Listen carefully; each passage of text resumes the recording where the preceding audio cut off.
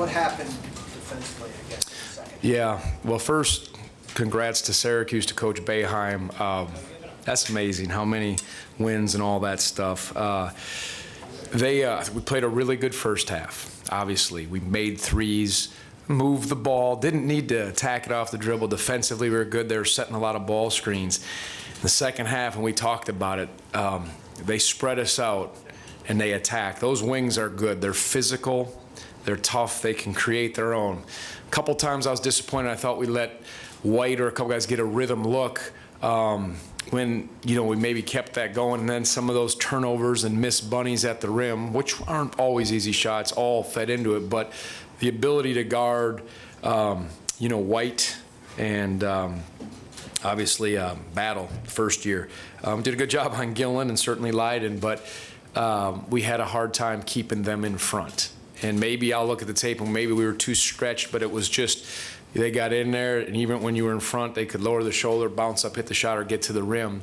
And that defensively, I thought, really hurt us with then some of our turnovers that led to some points. What does it feel to be part of Boeheim's 1,000th win? I mean, like I said, he's a terrific coach. What he's done, how long he's been here, being a coach's son, my father coached for 40-some years. You marvel at someone who can last, and he's his own guy. I like that. What you see is what you get, and I think that's impressive. And obviously his mind for the game and student of the game. He's always been good to me, so congratulations. I think he's a terrific, obviously this is coming from God, a terrific coach. Who am I to say? He's unbelievable. So on paper, this brings back memories of the game last year in Chicago.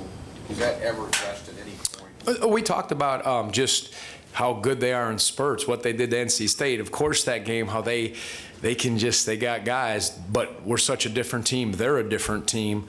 But it was a different kind of situation, But we definitely leading up to it, we said, hey, let's try to learn from last year. You can be going, and all of a sudden they can get things. But I thought it was different. We had a lot of young guys. Did some good things offensively, Kyle and Ty, I thought, and Mamadi in that setting. But when those guards can just go, their guards can go and get a bucket or get into the paint, that's the troubling thing. And then I thought we got tentative.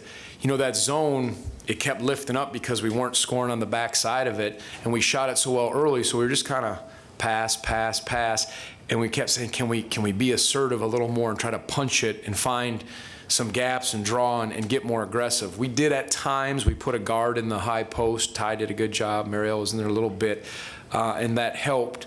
But that's easier said than done. That zone is a smart zone. It evolves, it grows, it reads stuff, and so the ability to. You watch enough games, leads come and go, and we've kind of shown that this year with this team. And hard to get to the free throw line, but again, we couldn't get to the free throw line. Andy, yeah, London, I think, scored 8 points late, but was that what you're talking about? You guys trying to get him more assertive? Yeah, I mean, he was the point. He was moving it, he was shifting, he was finding people, and even again, early in the second half, we got the ball to the right spots for either an and one or a finish, and we didn't get those, and they come down. Couple breakdowns, they made some tough shots, and of course that lead, they closed it quick. They did at NC State, they were up 16, down 16, and within 3 minutes it was a 1-point game. So that's how they play. They're spurtable, especially those scorers. But yeah, I don't think we couldn't score inside, and I wish we could have tried to be a little more aggressive with the bounce. But you could see some of the hesitant turnovers were costly, and then you add into their ability to score off the dribble and spread us out. It affected us. Jeff?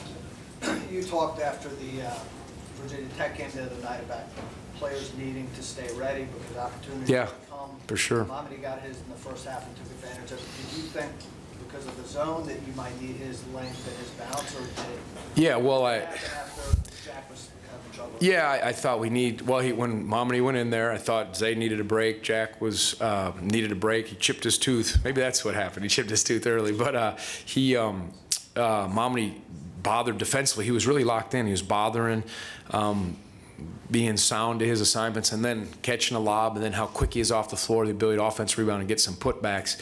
I was pleased with what he did for not playing as much. And so, and that was good. And Jared gave us, everybody was solid early. But again, when they started attacking us, that's when, we said we got to try our 4 guards, and you give up a little bit of stuff defensively. You don't have as much rim protection back there. So, but everybody's got to be ready, and I played all 10 guys. Okay, last 2. You seem to get the ball to Jack early, and the guys that found it, he just couldn't convert. Right. Is that an ongoing issue with him, or?